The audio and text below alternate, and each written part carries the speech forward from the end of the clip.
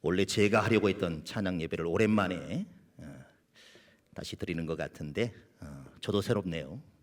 여러분도 새로울 것 같습니다. 저렇게 했었나? 이런 마음도 들 것 같습니다.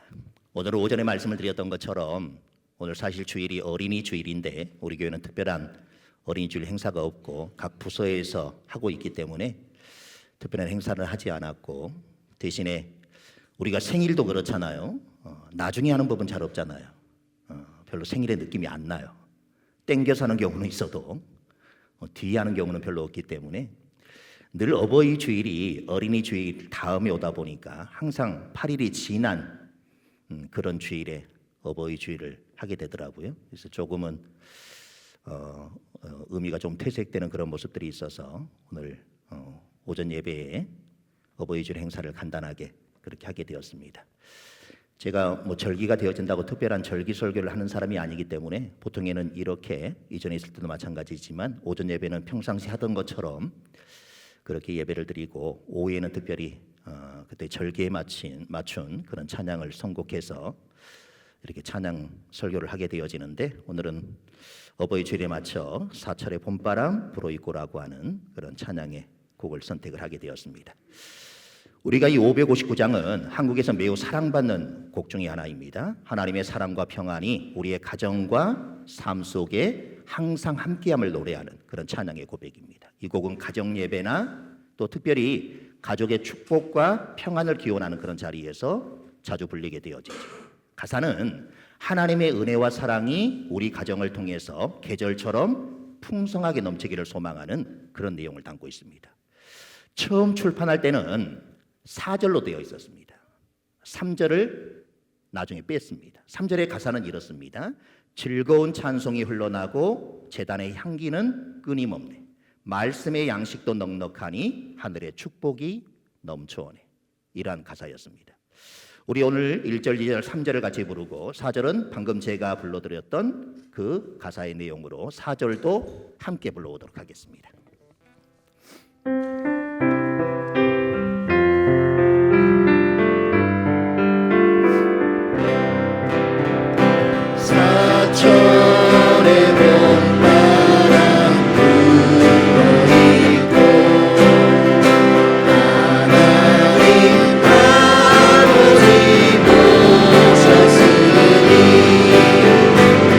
이들의 반석도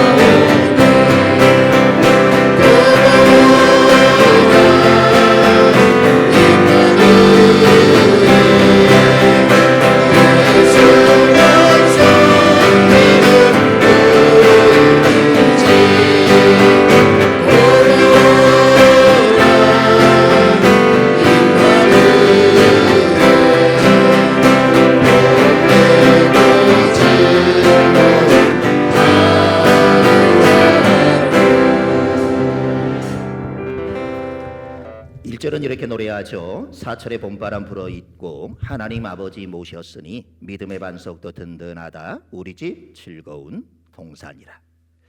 하나님의 임재로 인해 우리의 가정이 천국 같은 곳으로 변한다. 이런 메시지를 전하고 있습니다. 믿음의 반석 위에 세워진 가정은 흔들리지 않을 것이고 그것은 기쁨과 평안으로 가득하게 될 것이다. 이런 찬양의 고백입니다. 여기서 잊고라고 하는 이 단어는 끊어지지 않고 계속해서 이어지는 것을 얘기합니다.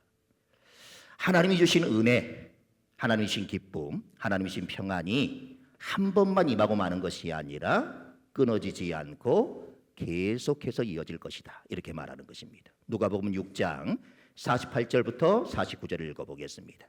집을 짓되 깊이 파고 주초를 반석 위에 놓은 사람과 같으니 큰 물이 나서 탕류가 그 집에 부딪히되 잘 지었기 때문에 능히 요동하지 못하게 하였거니와 듣고 행하지 아니하는 자는 주추 없이 흙 위에 집 지은 사람과 같으니 탕류가 부딪힘에 집이 곧 무너져 파괴됨이 심하니라 하시니라. 아멘. 말씀을 듣고 지켜 행하는 자를 반석 위에 주초를 놓은 집을 지은 사람의 비유를 하고 있는 그런 말씀입니다. 바람이 불고 탕류가 나서 집에 부딪히되 끄떡도 하지 않는다는 것입니다. 그러나 반대로 말씀을 듣고 지켜 행하지 않는 자는 주초 없이 흙 위에 집을 지음 같아서 탕류가 나서 부딪히게 되어지면 곧 넘어져서 파괴됨이 심하게 될 것이다. 이렇게 말씀합니다. 이 주추가 뭐냐? 이 반석이 뭐냐? 고린도전서 10장 4절은 이렇게 말합니다. 읽어보겠습니다. 다 같은 신령한 음료를 마셨으니 이는 그들을 따르는 신령한 반석으로부터 마셨음에 그 반석은 곧 그리스도시라. 그러므로 반석 대신 그리스도 위에 우리의 믿음의 인격을 세운 사람들은 환난과 풍파가 몰려와도 끄떡도 하지 않을 것이다. 이렇게 말씀합니다. 그러나 믿음을 반석 대신 그리스도 위에 세우지 못한 사람은 조그마한 어려움이 닥쳐와도 흔들려 넘어지고 만다라고 하는 것입니다. 그래서 우리의 가정도 믿음의 반석이 되시는 그리스도 위에 굳게 세우고 우리의 신앙의 인격도 그리스도를 중심한 그 신앙 위에 세워지는 집과 같이 되어야 된다는 것입니다. 우리에게 진정한 반석 되신 분은 주님밖에 없습니다. 그 주님, 그 반석 되신 주님을 함께 찬양하겠습니다.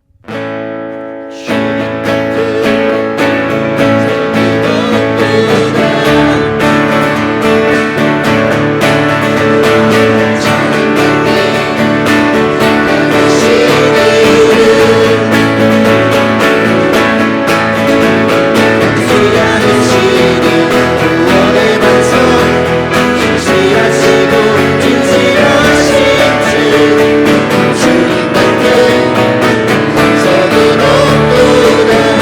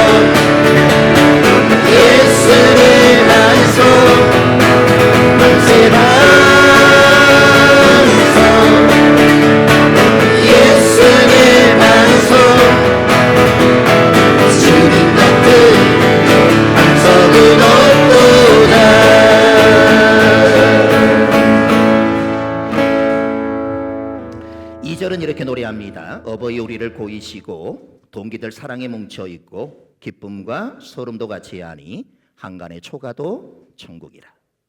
2절은 가족 구성원 간의 사랑과 연합을 강조하는 그런 찬양의 고백입니다. 고이다라고 하는 것은 괴다라는 그런 말인데 우묵한 곳에 모이게 하는 것, 이것을 고이다 이렇게 얘기합니다. 부모님의 사랑과 형제 간의 우애는 가정을 하나로 묶어주는 것이고 가정의 크기나 형편에 상관없이 그곳이 천국이 되어짐을 노래하는 것입니다. 출애굽기 20장 12절을 같이 한번 읽어보겠습니다. 내 부모를 공경하라. 그리하면 내 하나님 여호와가 내게 준 땅에서 내 생명이 길리라. 단적으로 말한다면 우리가 세상에서 장수하며 오래 살기를 원한다면 뭐 해야 된다고요?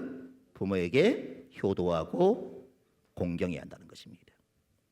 에베소서 6장 1절부터 3절을 읽어보겠습니다. 자녀들아 주 안에서 너희 부모에게 순종하라. 이것이 옳으니라. 내 아버지와 어머니를 공경하라. 이것은 약속이 있는 첫 계명이니 이로써 내가 잘되고 땅에서 장수하리라. 여기서 또 같은 말씀을 또 하고 계시죠. 자, 우리가 가지고 있는 욕망 중에 가장 큰 욕망이 뭘까? 이렇게 생각해 보면 오래 사는 것이 아닐까. 여러분 돈을 가지고도 단 1초의 생명도 연장할 수 없잖아요. 그래서 사실 돈이 그렇게 중요한 것 같지는 않습니다. 어떻게든 조금이라도 더 오래 살고 싶은 욕망이 모든 사람들이 가지고 있는 그런 욕망이라고 얘기할 수 있는데 성경은 재밌게도 우리의 이 욕망을 너무나도 잘 알고 있거든요. 그래서 장수를 무엇과 연결을 시키는 거예요? 부모님을 공경하고 순종하는 것과 연결하는 거예요. 너희들이 다 오래 살고 싶지 이렇게 얘기를 하면서 오래 살려면 뭐 해라? 부모를 공경하고 부모에게 순종해라. 그래서 우리의 가장 큰 관심에다가 부모 공경이라고 하는 그것을 초점을 맞추고 있는 것입니다. 에베소서 6장 4절을 읽어보겠습니다. 또 아비들아 너희 자녀를 노엽게 하지 말고 오직 주의 교훈과 훈계로 양육하라. 평상시에 가정의 교육이 얼마나 필요한가, 얼마나 중요한가 그 말씀을 강조하고 있는 것입니다. 그래서 부모들의 책임 또한 너무나도 크다라고 하는 것이죠. 그래서 자녀를 위하여 기도하는 부모들이 될 수 있어야 합니다. 사실 우리 부모로서 우리가 해줄 수 있는 것이 그렇게 많이 없습니다. 그런데 우리가 정말 이 아이들에게 필요한 게 뭐냐? 부모의 기도라고 하는 것이죠. 뭔가 대단한 것을 물려주면 아이들이 행복하게 살 것 같죠? 그러나 오히려 아무것도 없는 것이 더 행복하다는 때를 우리가 가끔씩 경험하게 되어지잖아요. 지킬 게 많으면 삶이 힘들고 어렵습니다. 지킬 게 없으면은요 얼마나 편안한지 몰라요. 지금은 고개를 끄덕끄덕하지만 또 내일부터는 또 더 많이 벌기 위해서 또 노력을 하시겠죠. 그래서 우리가 언제나 우리의 가정과 우리의 자녀들을 위해 우리가 할 수 있는 것 중에 가장 중요하고 또 가장 필요한 게 뭐냐? 그것이 바로 기도라고 하는 것입니다.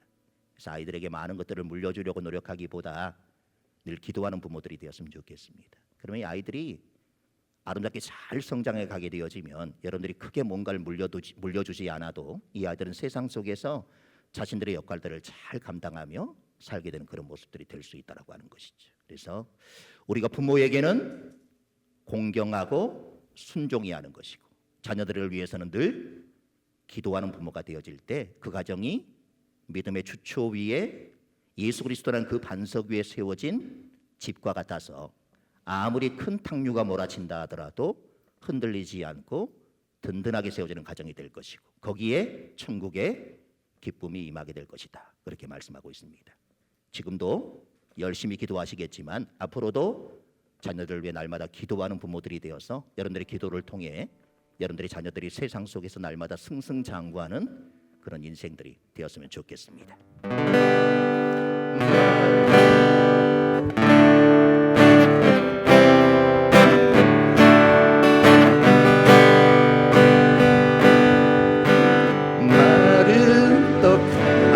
첫음을 못 잡겠네요. 다시 반주해 주세요.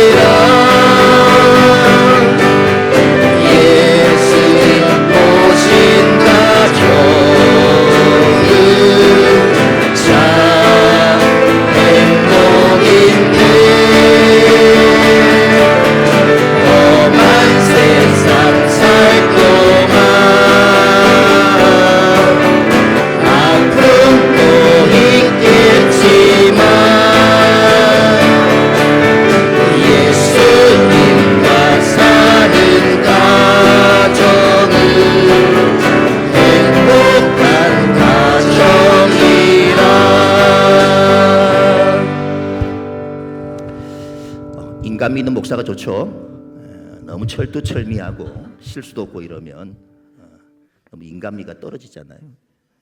가끔씩 이렇게 실수를 해줘야 우리 목사님도 인간이구나 이렇게 생각을 하실 것 같아요. 3절은 이렇게 노래합니다.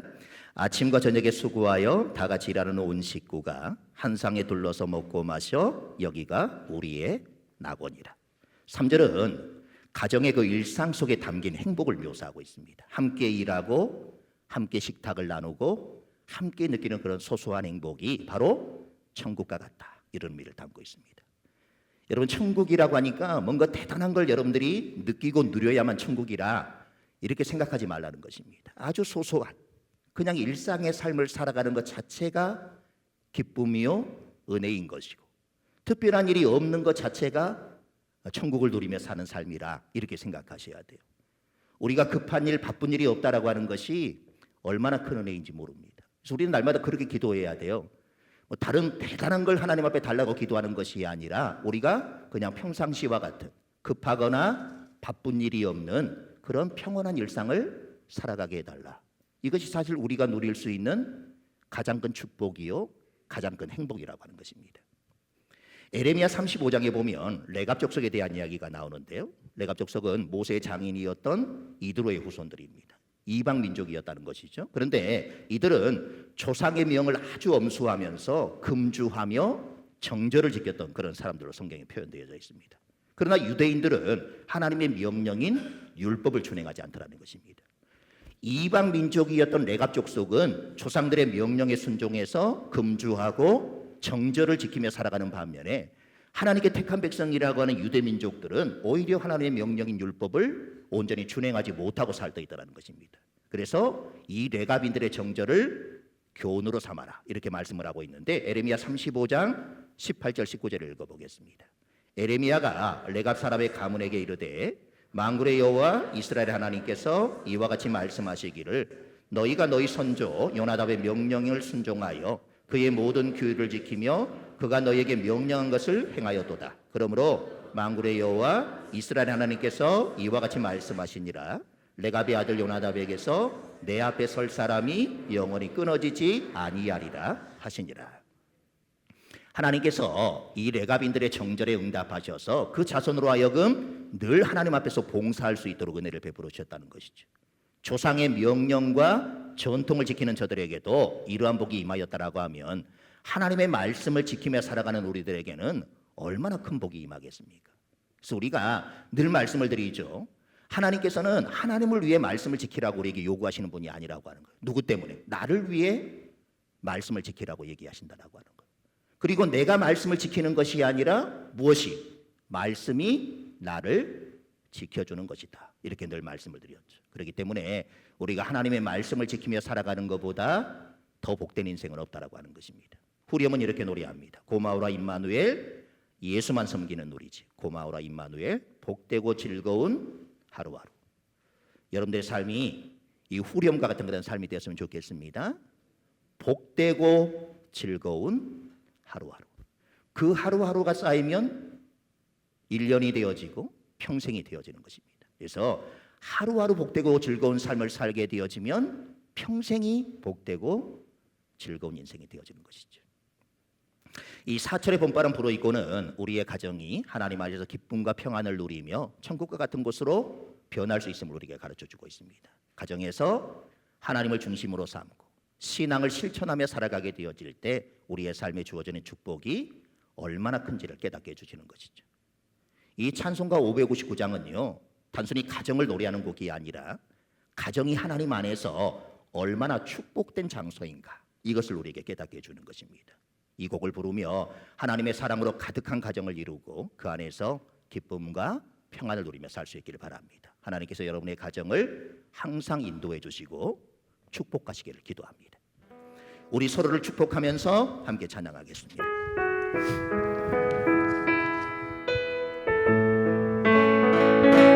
하나님, 이 가정을 축복하소서. 하늘의 신령한 복으로 하나님, 이 가정을 축복하소서.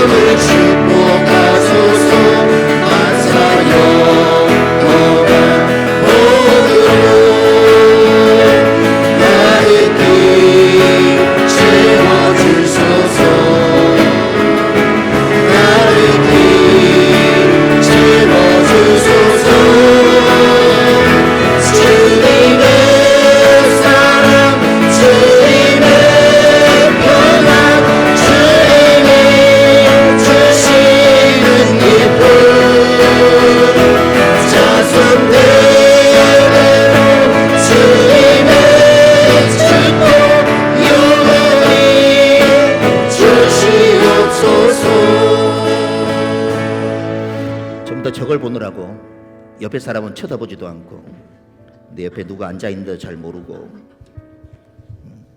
나 혼자 복 받으면 된다 이 마음으로 부르시는지는 모르겠지만, 자, 옆에 사람 좀 바라보면서 다시 한번 하겠습니다.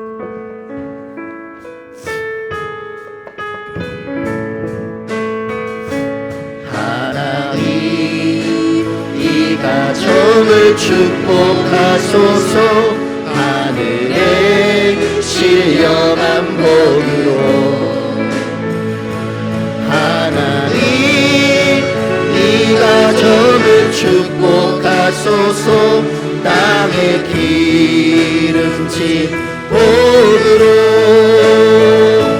가득히 채워주소서.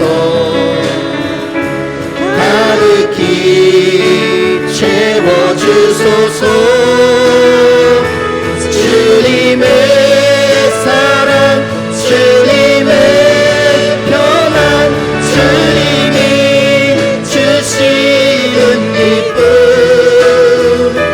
자손 대대로 주님의 축복 영원히 주시오. 하나님, 이 가정을 축복하소서. 하나님, 이 가정을 축복하소서. 성령의 충만한 복으로 하나님, 이 가정을 축복하소서. 만사형 동안 복으로 가득히 채워주소서. 가득히 채워주소서. 주님의 사랑, 주님의 평안, 주님이 주시는 기쁨, 자손 대대로 주님의 축복 영원히 주시옵소서. 모든 영광 하나님 앞에 올려드립니다.